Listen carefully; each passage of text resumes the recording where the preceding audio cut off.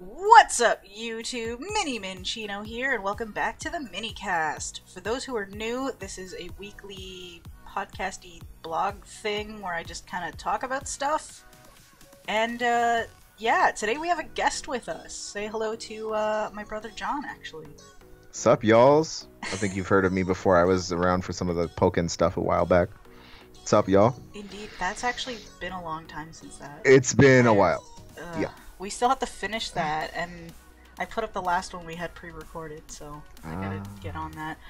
Yeah, so how has your week been?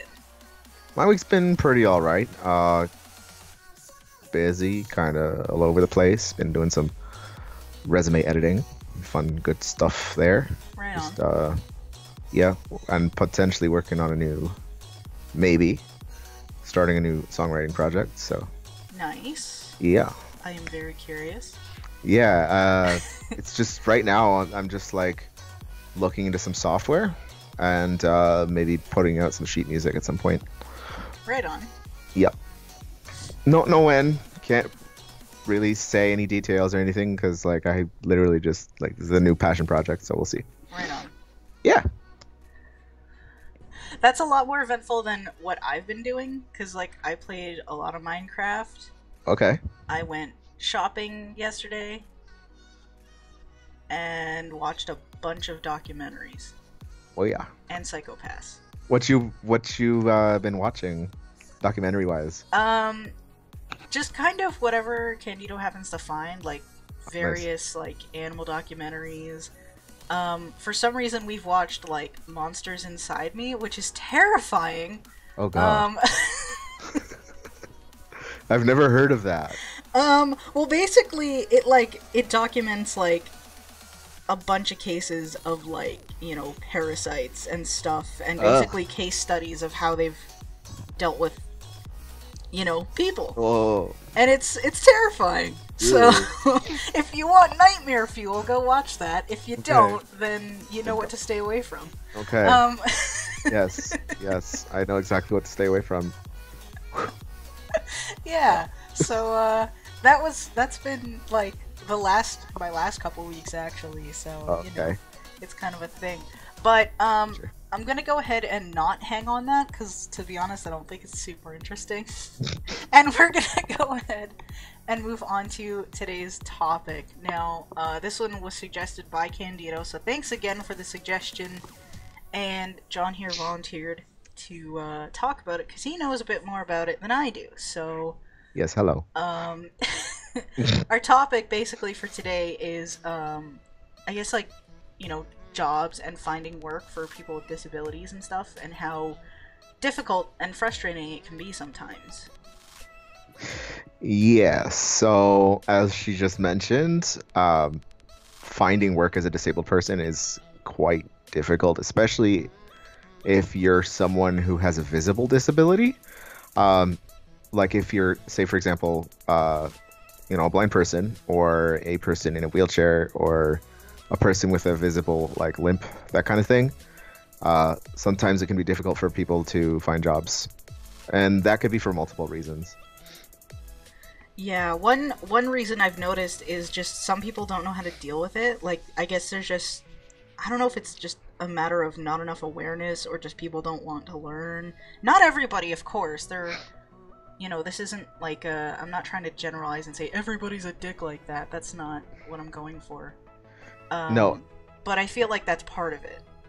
It very much, I would say, yeah, that there is definitely that sort of awareness piece that you have to think about, because a lot of people don't know what it's like to, you know, either be disabled or don't live with someone who is disabled. And if they do have know somebody who is disabled, that experience doesn't necessarily match up with the people that you might be meeting when you're like helping people get a job, that kind of thing.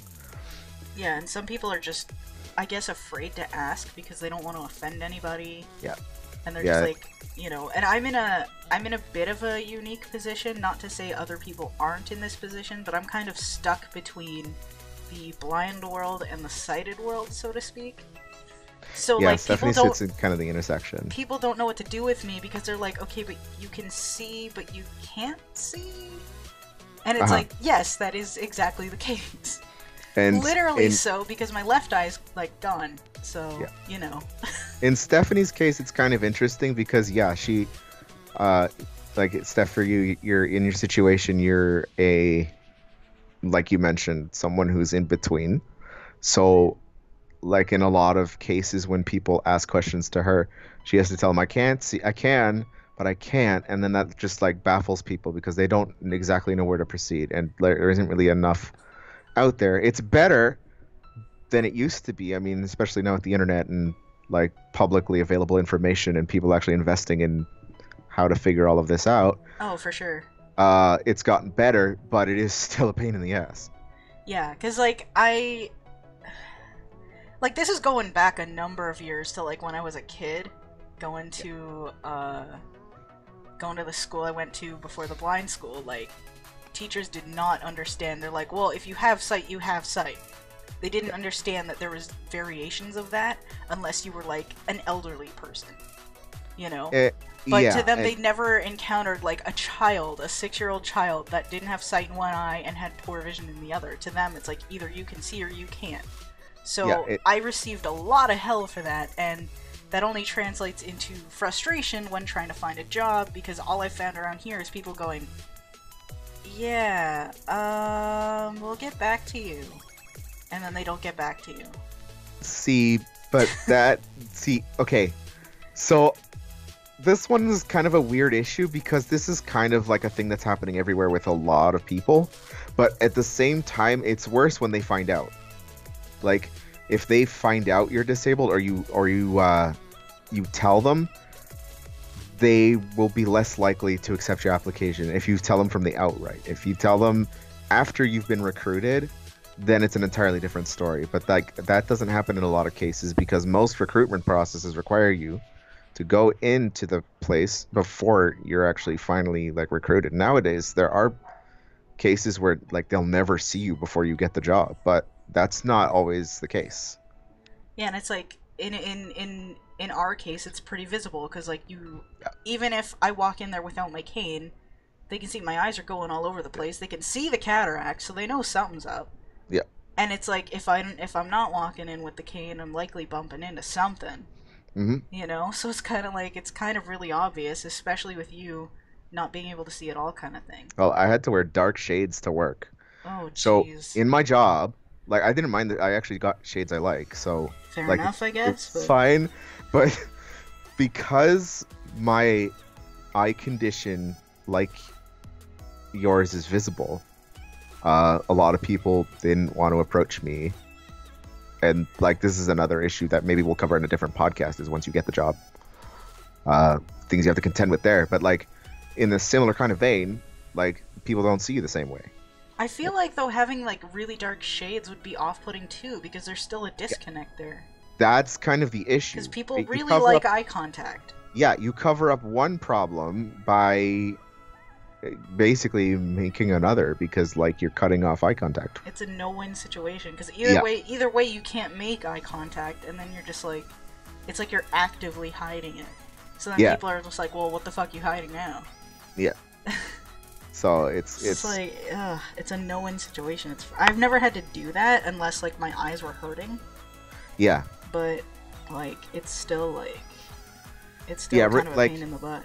I'm just, like, as an example of a thing that, like, you might have to do in order to, like, there are attempts that are made sometimes to make it a little less weird, but it's still weird.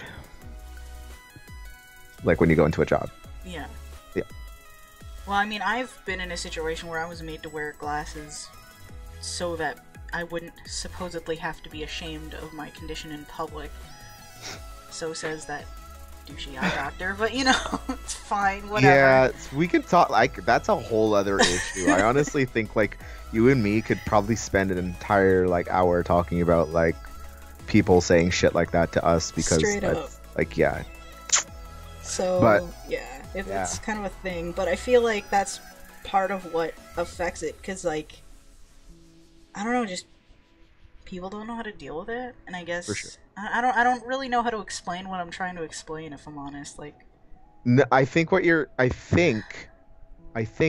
basically trying to say is it's a public like it's a like a perceptive thing, right? a little bit, yeah. You walk into a place, right? Most people, right? It's sort of like hearing an off-putting voice. You know what I mean?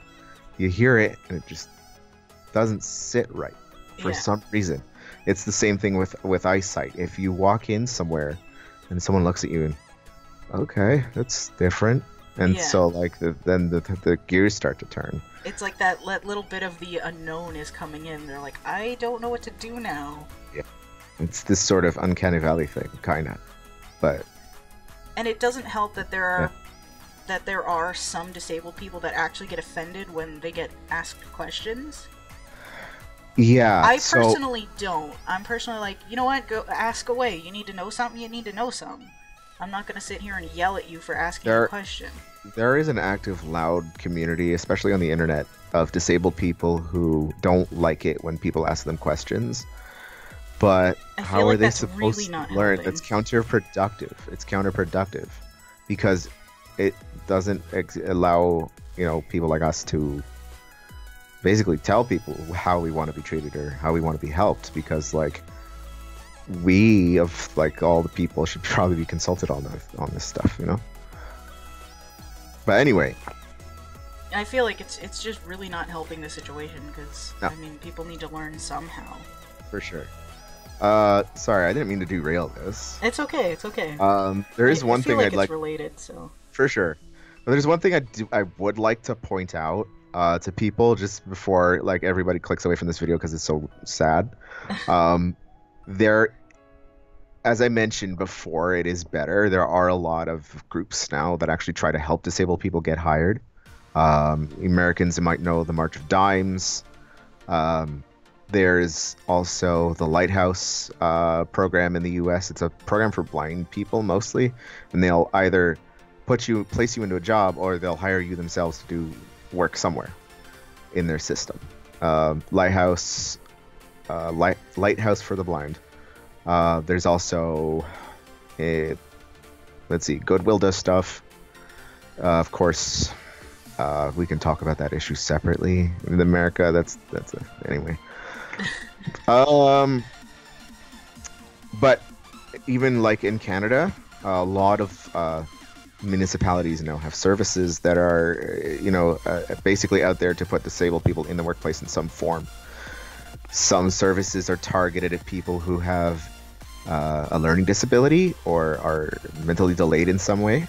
So the only problem with that is they try to advertise themselves as a catch-all service, which basically means they invite any sort of person with a disability to come in, regardless of capacity. So, like, if you're a perfectly fine person, but your only issue is that you're blind, they still try to get you in there. And then once they do, they're not exactly sure what to do. So you end up in the same predicament. Well, you end up in the same predicament. However, in recent years, in Canada anyway, the CNIB has actually finally stepped up to it. And the CNIB, the Canadian National Institute for the Blind, for people who don't know, they are a library service / advocacy service, and they do all kinds of things. Yeah, they do all kinds of stuff. They're all over the place: orientation, mobility, rehab, all this kind of stuff for people who are blind and need help once they become blind, or even if they are, just need help. But one of the things they offer now is a employment supports program. So like they have a site where you go and you can apply for jobs. I think I actually haven't like checked it out recently, but it used to be. Consider that. Yeah, I'll find the link. But like you can talk to other blind employees or employers, because like there's a whole blind business thing going on too. Is happening because a lot of people aren't getting hired. A lot of people are deciding to start their own business, which not for everyone, but it's a thing. Well, listen, if you can do it, more power to you. Good on you, because it's not easy to do. For sure. If you can make that work and still make a good living for yourself, why the heck not? I think, like, I honestly do think ultimately it's a good thing. I might feel certain ways about certain brands, but honestly, like the more of this kind of effort there is, the better it is for us ultimately. So yeah, so at least it's not an all doom and gloom situation. There is a silver lining. It's just hard to find sometimes. For sure, it is there. So for myself, like Stephanie, I've had issues finding jobs. Like, it took me 7 years between. I went 7 years between jobs. And when I got the job at my last workplace, it was because a friend worked there and because he was really cool. But and it was also because this company's super progressive. But and that's another thing you have to look at too, is look at company policy if you can before you apply for a job if you're a disabled person, because if they say hey, we're disabled friendly, if they actually say that in their policy, then you can say hey, are you disabled friendly? I'm not saying be hostile about it, but there is a level of advocacy that you can have, because you actually have legs to stand on now. You can politely call them out if you need to. Yeah. So to speak. Yes, exactly. Yeah. As long as you're not rude about it, because just don't be a dick. That's honestly, as a disabled person and as an advocate for equal rights and all that fun stuff, I say if you're going to advocate for your rights, don't be a dick about it. Yeah, you can scream and shout, but know what you're screaming and shouting about. Yeah. And don't be outright. Don't be yeah, you're a clown because you hate disabled people. That's not productive. I feel like part of the issue too is that some people think that they're entitled to certain things because they're disabled. And I feel like that's not the case. It's yes, if you need help, but that doesn't mean you can get all these extra things that don't really have anything to do with your disability. Yeah, but see, that's also because of, remember the whole thing earlier we were talking about people and how they interpret disability, and how the regular sighted people and people in education and all that portray or see disability, particularly blindness. They try catch-all solutions, and it's such a spectrum thing though. There's so many variables that affect each individual person. You can't, doing a one-size-fits-all solution isn't really going to work for everyone. Nope. Maybe a good amount of people, sure, but I mean, again, I'm in a unique position compared to you. Whereas yours is more, I guess, easier to understand because you have no sight. So it's just okay, you can't see at all. You can't see. Whereas except... I have both. Yeah, for sure. So it's it's a mess. Yeah, it's things get tangled. So any solution that works for you isn't necessarily going to work for me. For sure. But even as a blind person, people oftentimes in workplaces, especially the IT department, will try to recommend you solutions that are not for the blind specifically. They'll often try to recommend you solutions that are meant for the learning disabled. So things that will read back to you what's on the page, but not a screen reader. So I mean, yeah, it can help some people, sure. Yeah, but I mean, if you can't operate your computer because they give you the wrong kind of software, then you can't do your work. Luckily at work, I didn't really have that issue this time around, because the OS that we were using, Mac OS, has most of the stuff already built in, which is nice. I love how far that tech has come, though, because it's definitely helping and making that a lot easier to deal with. Yeah. Well, any computer you buy these days, any new machine, if you buy a machine that's got Windows 10 or Mac OS, or even some distros of Linux now, have quick shortcuts to turn on accessibility stuff, and it's actually not terrible now. It doesn't suck anymore. Because, I'm just saying, things are slowly getting better.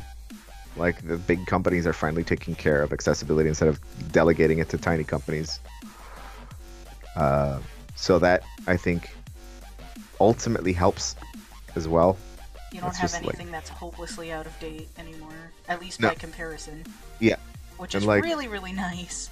Yes, because as Stephanie just pointed out, I should actually talk about how, if you're employed, as a blind person, how well, actually, we should make this an entirely different show. Oh my god, I'm making this stuff. Let's go. It's fine. Oh, dude. I mean, I usually go for a certain length, but I feel like this is kind of important enough that we can make it a little bit longer. Yeah, for sure. So, I guess I'll point it out. Sometimes for a blind person or a person in a disability who requires special software, a lot of that software costs shit tons of money. Yeah. And you have to get a government grant just to get it as a consumer and as a business, because like site licenses are stupid expensive for this stuff, for the software. So the unfortunate thing is that maybe you'll get updates for 2-3 years if you're in the corporate space, but then you'll be another 5-6 years before you get updates, and meanwhile Windows is updating itself constantly in the meantime. And if that happens, your screen reader doesn't exactly always know what to do, because Microsoft puts new stuff in and your screen reader's like, wait, what? Yeah. Luckily, lately, because Microsoft is building all those frameworks right into the operating system and it doesn't require hacks anymore, that's less of a problem. Thankfully. I remember running into a problem similar to that back in college, where they updated their website, but VoiceOver didn't recognize the main pane anymore. So it literally just read out nothing to me, and I'm like, oh, I can't check my emails anymore. Great. Nor can I look at class news or anything like that, so that can even affect, like, school. Which, I mean, that's a whole nother thing as well, so perhaps we should consider ending it for today. But, for sure. I don't know. I feel like it's all interconnected, though, so, like, you know, if you want to come back on here again and talk more about it, you're totally welcome to. Oh, dude, I would love to talk more about, eventually I'd like to come around back to gaming. When it comes to disability, but starting, you know, with this whole employment thing, I think we can talk about I think it's good to talk about just kind of the issues and what's involved out there.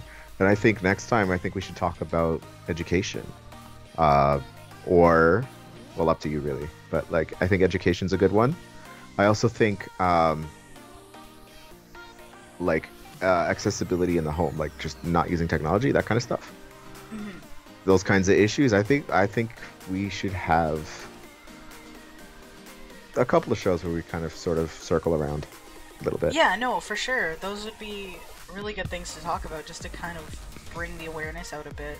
Yeah. I mean, these don't reach very many people currently, but you never know, right? So. Yeah, for sure. But yeah, if we put it out there and talk about it, it's out there, right? Yeah. So, yeah.